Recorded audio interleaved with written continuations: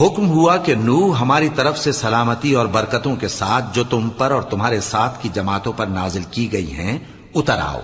اور کچھ اور جماعتیں ہوں گی جن کو ہم دنیا کے فوائد سے بہرہ مند کریں گے،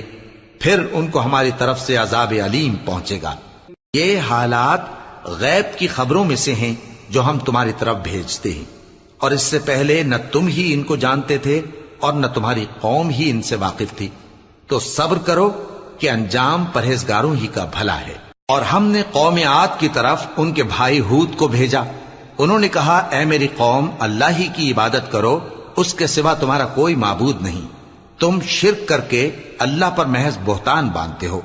میری قوم، میں اس واعظ و نصیحت کا تم سے کچھ صلہ نہیں مانگتا،